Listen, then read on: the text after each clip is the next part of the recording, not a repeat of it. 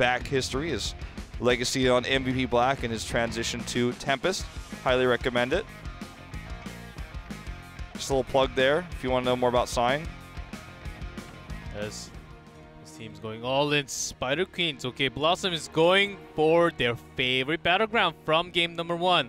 They banned BlossoM and Tempest. A little surprising actually to ban Dragonshire instead of everything else. Yeah, it is a bit odd. And honestly, given BlossoM's playstyle, I can't really understand it. Wiz was known to be a strong top laner for a long time. I mean, he still is known to be a strong one, right? But he was feared as a top laner, especially on that map. But Tempest now has H82, and it's his best map, so I can't really go into why I think that would happen. I mean, perhaps they feel like if the game goes longer as it does on that map, there's a higher chance for mistakes to happen in late game, and they would lose a map, which could cause them to lose the potential to get a tiebreaker. That's so true. Maybe that's the reason. We'll never know, but you know, it's an unusual ban, as you say. It is Tomb of the Spider Queen as we see the standard ban coming out still, even with Kel'Thuzad enabled starting today. Okay. Ariel ban and Looking familiar here. very familiar. Oh, look at that ETC sliding right into that ban card right there. His best map in the meta at the moment in Korea here, and almost had a Lily ban. Will be Morales. Morales has been since last weekend, especially with the rework onto Morales. Grenades have been providing a lot of safety for herself in the dangerous situation. You saw Sake running away with 5 grenades. Yeah. That wasn't Reddit. That was on Reddit. That happened. Okay, Taz Tracer coming up early. Will not be seeing the Kel'Thuzad in this game, and unless it's play Tempest, and Sign's not going to get to play Tracer either. I don't think they'll be too happy about what BlossoM actually picked up from the beginning. They at least have solace in that they have a point-click stun that could be used too. Very difficult because it's at melee range, essentially, to shut down Tracer's mobility. Could also be a Divine Storm that Uther can provide that CC to prevent the Tracer from using mobility as the advantage point. So it's a strong support they have, at least in terms of countering the Tracer. Let's see if they want to go down the standard gray main path here. Strong wave clear, fast camp time. Vala will be the choice. Before, when they had Vala along with Uther, their choice was Morales, but this time it will be Lucio, giving her some boots, speed boost maybe, because Tracer can run away. Of course, having Lucio's speed boost will be a good tool to chase her down. That's really cool because both Vala and Greymane gain so much from Lucio, especially auto attack Vala, because it allows you. She already gains movement speed passively through her trait, but when she gets the Lucio speed boost on top of that, it allows her to chase down those targets so well. And the Sound Barrier is obviously going to be a great way to deal with pulse bombs in team fights. So a lot of things to consider here. The Johanna ban is a pretty standard one that will blind Tracer's auto attacks. I get the feeling this is very much going to be a solo DPS Tracer. And also might be for Tempest, solo Vala hyper carry. I was actually thinking a little bit of Johanna going towards BlossoM instead, and countering all the Vala's auto attacks with the blind, gaining some wave clear along, having the CC, because I think they will need. I don't think they will have cleanse, and sometimes Tracer does pair up okay with Rehgar, but oftentimes a little more it was Stukov coming out. So in that case, they will not have cleanse. So I think Johanna could have been a great option, but it is already banned. Yeah. I think that the Stukov point you make is a good one. It's something that is really strong on this map because of the short distance between lanes, how much he can gain from Lurking Arm. But with a Tracer comp, I think that the Stukov isn't going to gain much from his bio kill switch because of Tracer's low health pool. I'd rather see, honestly, something like a Kharazim here. Malfurion, a solid option for the front line. Definitely will not save Tracer against burst damage, but that's not what they're fighting against here. Sure, we could see some crazy burst if he goes down the Divine Storm path, Rain of Vengeance, something like that, but seems unlikely. With Malfurion's Twilight Dream, along with picking ETC, I think BlossoM is trying to have a lot more balanced. It is still Hyper Carry Tracer, but with ETC having lots of CC, I think that's exactly what they're looking for having those CC chains, along with easy pulse bombs to get picks. That's exactly what they're looking for, actually. But on the other side, there's Sound Barrier, also Divine Shield available. So is it going to work all the time? I'm a little bit worried for how well Tracer can actually get kills like that. Yeah. Remember, too, that BlossoM is not known for strong Tracer play the way that Tempest is, the way that MVP Black is. So, a bit of a gamble to run this one, especially on this map. I feel like much stronger on a map like Cursed Hollow.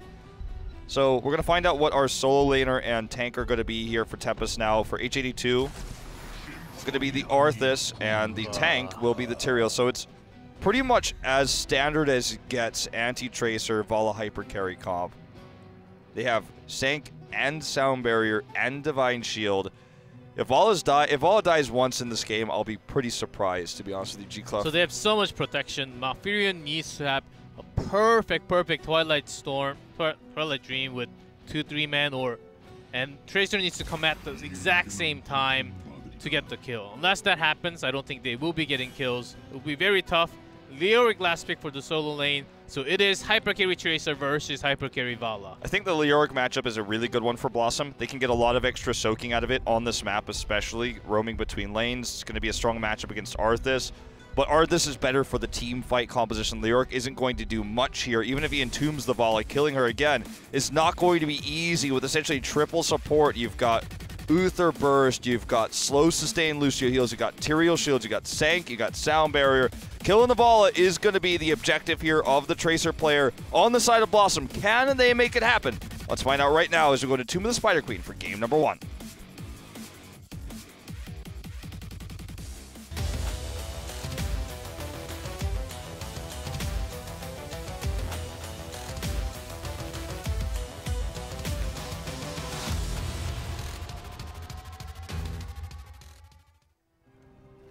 In blue, Team BlossoM. Wiz on Leoric, Gondar on ETC, Mora on Tastar, Dudu on Tracer, and No Chat on Malfurion.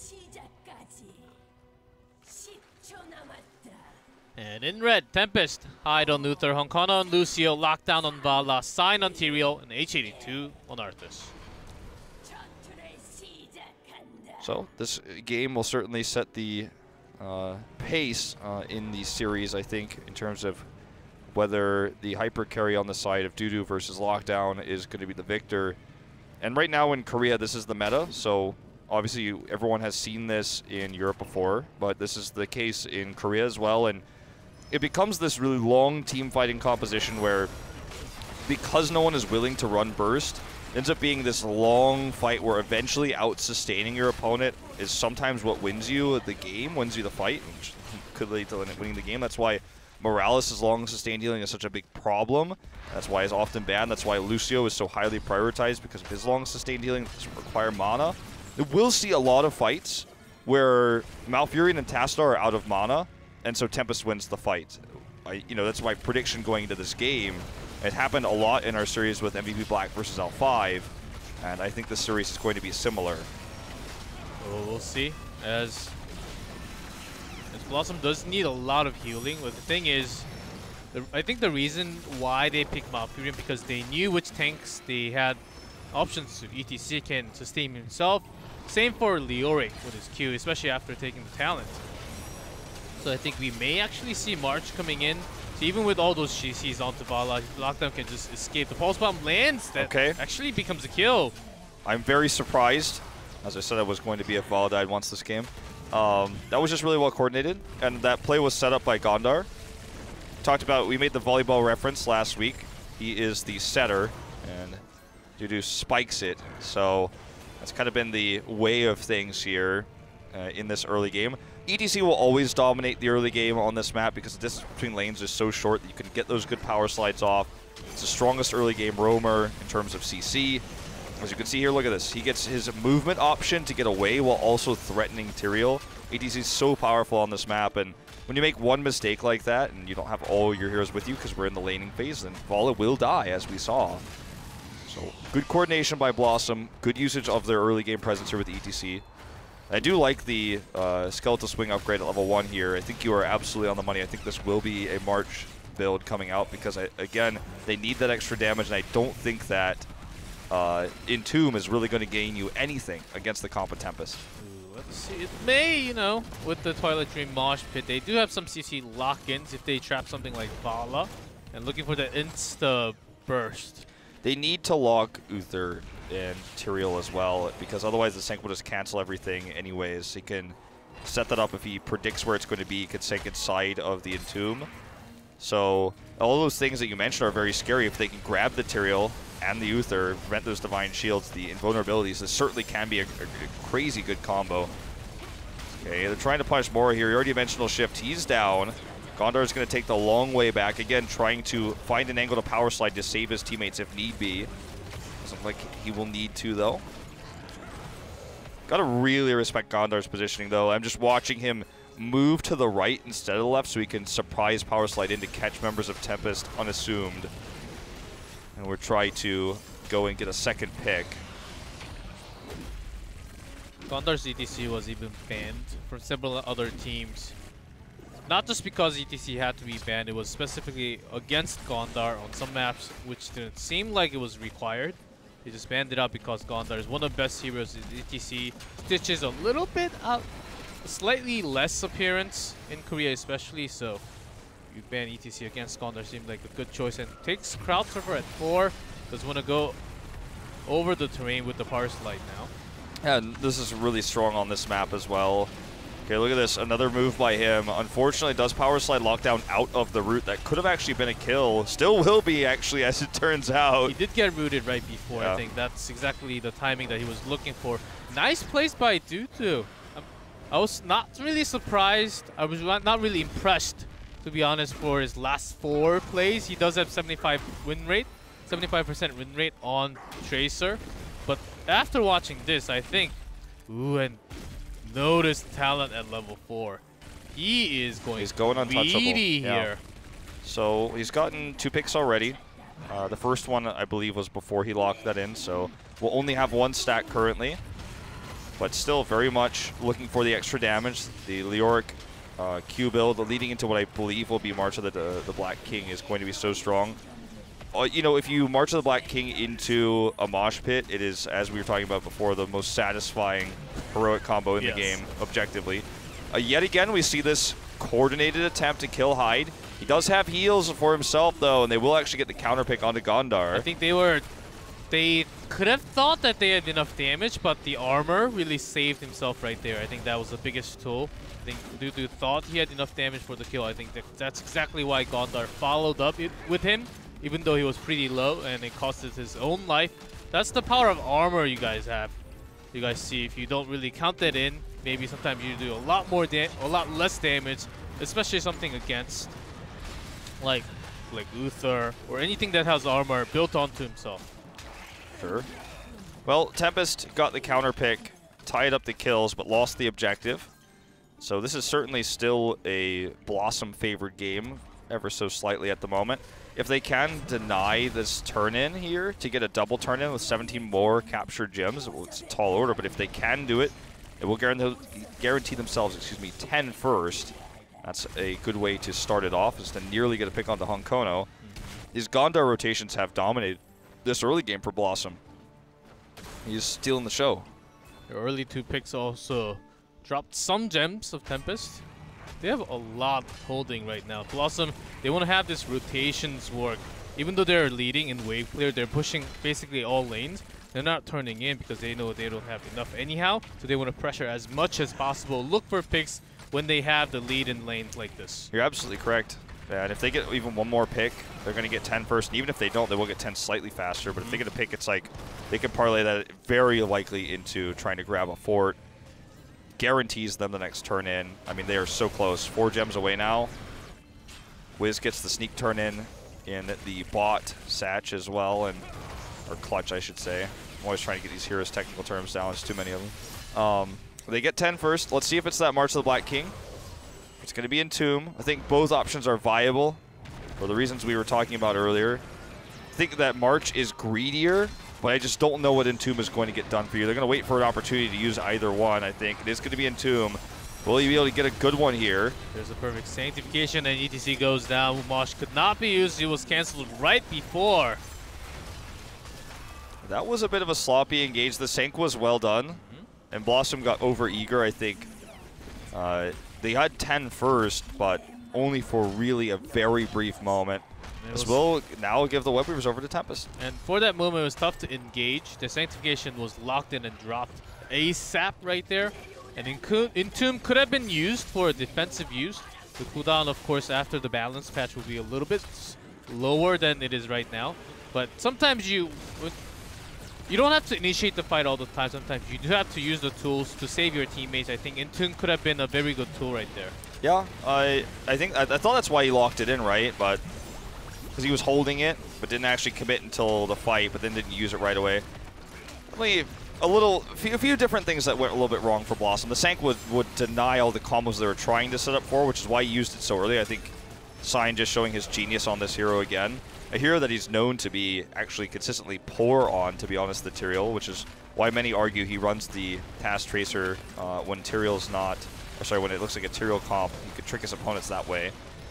But this is going to be the end of the Web Weaver push. Got all the walls down, took a slight experience lead, and Tempest was definitely struggling to get this early game turned back around after the Gondar picks. Is actually going to get a lot done with this. Nearly even getting the top fort. Still holding enough for a second turn in because, as you said, they dominated, Gems carried.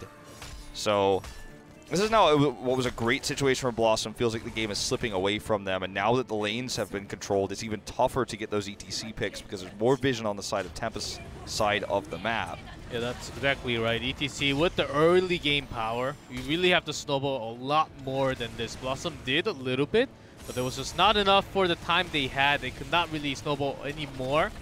That's exactly when Tempest took the advantage. They knew the snowball was going slower. ETC was coming out of the position and really canceling the mosh pit afterwards. Tempest, as the time passes, they will get a lot more value, a lot more time because they have all the protective tools right now. Okay, H82 is going to again get caught here with the power slide, but he's just going to turn on his heroic here and try to sustain up. Blocking Dudu out right now. Risky positioning for Dudu. Does not want to get caught in a Howling Blast. Right now, BlossoM does not want to give up another turn in. So this is an important contest moment for them. Wasted a heroic as well, so in terms of heroic economy, it's a big trade win for BlossoM. Gondar still has that potential mosh pit, but very difficult to pull off against the team of Tempest because of the protection we talked about. As long as you don't catch, I mean, realistically, if you catch everyone from Vala, then I guess like you're going to have a good time, but otherwise you're going to have interrupts, you're going to have shields, you're going to have invulnerability, so the mosh pit is really just a pipe dream at this stage. I think we'll probably only see it get solo kills for the rest of this game, just based on the tools that Tempest has to shut it down. And I'm not talking about interrupts, I just mean simply the invulnerabilities.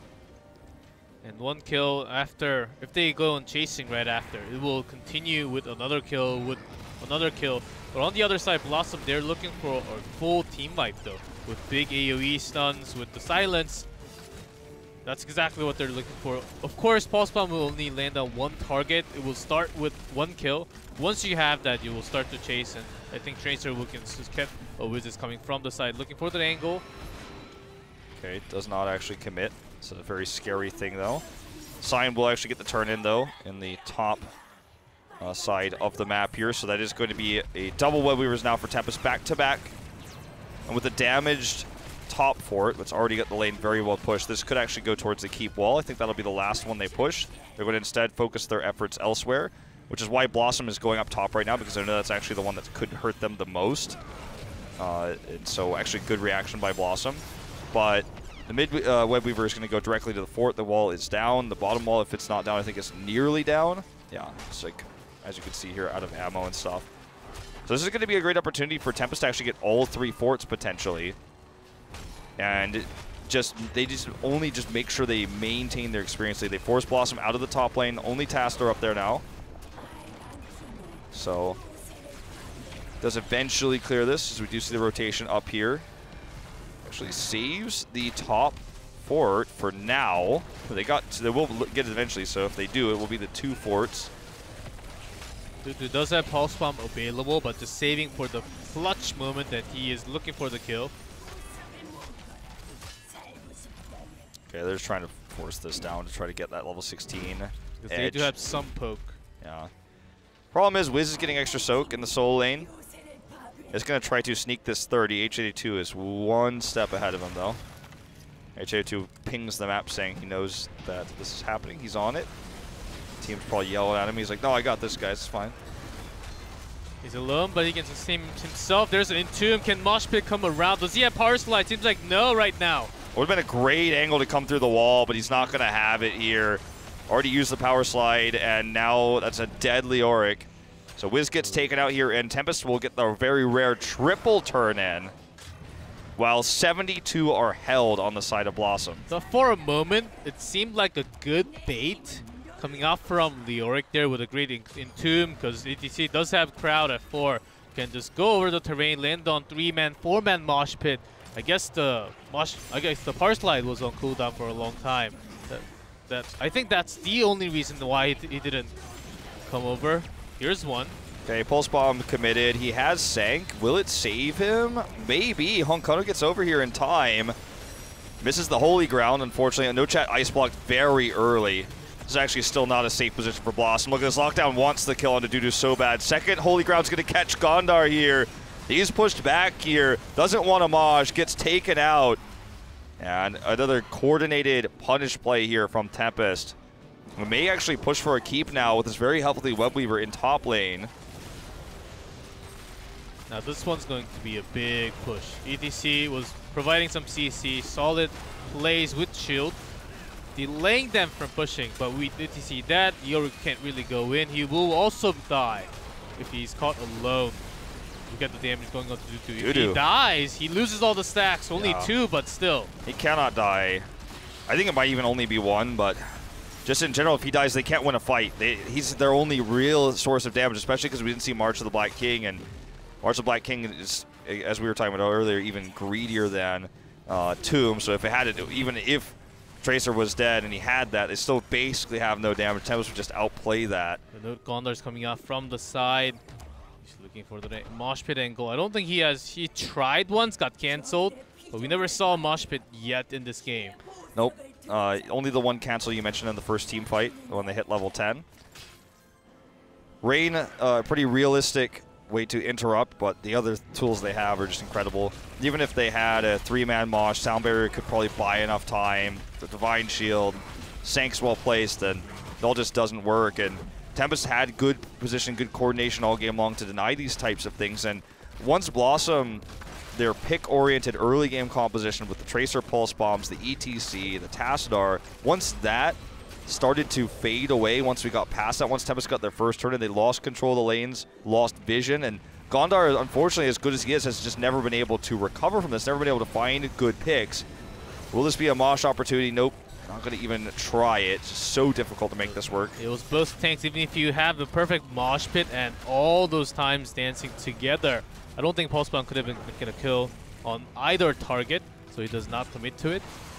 And now the snowball is really working in for Tempest. There's a Mosh Pit 2-man. Pulse, but the Sound Barrier is so perfect. That's not going to be enough to save Lockdown, though. And now, with no damage here on the side of Tempest, they're just going to have to tuck tail and run here. Great Power Slide. Sank buying time here in the Entomb. I don't know if anyone gets out of here. Hyde, so low, does drop another heal, and somehow, some way, with that perfect Sound Barrier and the Sank, despite the Mosh, they only walk away with 1 pick. Had that pick been any other target, Tempest could have maybe turned the fight. But look, this is the bigger story. You got Mercs pushing the bot lane. Wiz is going to have to go down there. They will get a turn in. But that was pretty incredible play by Tempest on the escape. That was nicely initiated by Gondar there. Perfect Mosh, catching Uther and Bala, making sure there's no Divine Shield. Of course, Sound Barrier was available, was used at the perfect time. But it's Shield. You can burn that down, get the kill, which is exactly what Tracer did. The entire team, BlossoM did. And without Fallout, Tempest does not have damage. Also, with the Entomb, draw out Sanctification. Now that's on cooldown for 44 more seconds. Entomb will be back in 15. Now that's a good trade if you say. Oh, absolutely. And now they have an opportunity to, because of the way the comeback experience works in this game, try to get 20 first, perhaps take a keep wall. Oh no, lockdown's pulse bomb! And there's no support heroic here. Honkono does not drop the sound barrier. How does this keep happening? This is the third time this game he's been picked like this. Oh, look at the power slide and the face melt. Even H82 seems he's going down very soon. Twilight Dream connecting onto multiple targets. Honkono does have sound barrier, but doesn't think he'll need to use it here. Webweaver's going to get this wall down. As mentioned, all 3 forts are down. Look at BlossoM go from 18 to 20 in about 10 seconds flat. They are going to get 20 first because of that comeback experience. Just how this map works. And now they've got 20. And ETC not even holding in his heroic. We'll see some power sliding happening here. Maybe I think they want to go pushing in. Maybe not for the moment right now. It looks like they want to try to go over here and just grab the double keep, the safer play. Ball not up for 5 seconds. Lockdown is needed here to stave off this push. Committing to the Storm Shield, actually, very early is no chat. Ooh, Mora alone caught, and actually, it's be on a long cooldown. Twilight Archon seems to be needed in the next team fight, though. Mora got a little bit greedy there. Okay, here's the turn ends. Going to be another Webweavers, so double here for BlossoM. Tempest will have 20. They got the keep advantage, and so moving forward, that's a way they can use this next Webweaver to try to be ultra safe. Yet at the same time, if they kind of poke top, force everyone back, and get a catapult or 2 mid, they could rotate in to try to core. That's why Tempest is clearing these catapults mid first before they rotate to deal with the Webweavers that are now crashing down the lanes toward their base. Ooh, Tempest hit 20 and they're even now. But they're down in structures, and mid lane they're down in keep, and it will do directly damage to the core. BlossoM now pressuring in. There's the wall coming out from Dudu's positioning very aggressive here. Very, very aggressive. Sign does use Hardened Shield though. She's struggling to get out of here. He's rooted. Has to sank. Alone, and Pulse Bomb will miss though. Gondar is cancelled. Nicely done by Lockdown there. Oh man, and that sound barrier was so well timed. No chat's the first to die here, and it looks like this could just be a slaughterhouse. Honkono does survive here. Dudu's doing what he can. Gondar does with his new Mosh here, and Torbus move into the double. Will it be enough? Honkono does bring everybody back up with Amp It Up here. Sign survives. But meanwhile, Lockdown was doing free damage. Same for Dudu, but he goes down without the Tracer. BlossoM cannot do any damage. Wiz alone trying to do what he can with the Entomb, but just not enough. And that is going to be that. Gonna walk across the map now, take down a keep. They will need to leave someone to deal with the catapults. Looks like actually Tyrael's heading back. It's like I think he's checking Leoric's position there before heading. The core is actually taking damage, like he needs to clear this. Okay. That was a scary moment there. They're gonna take the keep. Can they threaten core here? I don't think so. They don't have Sanctification. With this, they just need to back off, so they've evened up keeps now. Looks like they want to make a boss play. Sank's up in 25. This is a risky move, but I think they have just enough time to do it. My worry is I think somebody needs to go home and defend those catapults. Sign is going to be the one yet again. Because he does not have Sank for 13 more seconds. So this is so scary, man. ETC's coming over. They need to clear this ASAP. A little bit, but without the Tracer, I think they can. They do have the tools, but Holy Ground, I think that's exactly what Tempest needs right now. They're going all in. Twilight Archon is pop for Mora. He has to shift away with the Ice Block. Sanctification is available. Sign's headed right in already here with the Holy Ground. Silence comes in. He can't use it. He can't use it. Okay, Mosh Pit. Where's that Sank? There it is. Kaori is going to be under attack by Catapult soon. They do get the boss capture here, Tempest does. Wiz is going to get taken out. They're on the chase here. Looks like this is still a win here for Tempest. As long as they can defend the Catapults, this should be game winning for them. Someone will need to go and deal with that. Yet again, it is going to be Sign. Tastar looking for the split push mid. Archon already canceled, so this shouldn't work. Oh, I spoke to Zen. I thought the Archon was canceled. But here alone, it's not going to happen. ETC's down on the other side of the map. And the boss is pushing. That's what matters. Vala is still alive. That's the thing. Due to Maybe he can try to build up a pulse bomb, try to get a kill to delay what's happening on the other side, but seems like that's unlikely that's going to happen as he falls down too. This will be game going to Tempest as it was a close game number 1. Certainly was, and the 75% win ratio for Dudu's Tracer will plummet tonight, but again, we have to give respect. I mean, the early game, Gondar and Dudu, they owned the map. It belonged to them. They got those 2 opening picks. And the consistent Tracer pulse bombs we saw onto Lockdown after that are, you know, some reasons why we have to really give respect now to Dudu's Tracer. This is the first time he's been able to find this much success against a top 3 team in HGC Korea with it. So very impressive play overall from BlossoM. Did not expect that game to be as close as it was. And there were certainly moments in that game that Tempest could have lost. I mean, they were very much mortal. Yeah, ETC map controlling in the beginning, early game was insane. I gotta say, Gondar's map pressure in that Spider Queen, I think that's exactly why it's their favorite map too. They could have snowballed a lot more from the beginning, could have been a lot better. And later on, they had some chances, but great tools onto the other side to cancel those big mosh pits. If that landed even few more times, I think BlossoM actually could have won game 1. Yeah, I think absolutely, man. And the tour bus was really well used. I think, you know what? I think actually the MVP of that first game, if I could speak frankly, was Honkono. He had one weird move in the early game, but otherwise, his sound barriers was like mid-game. It was like the second time Lockdown died to the pulse. Maybe he just decided it was not worth the trade for Heroics because you get the pulse faster.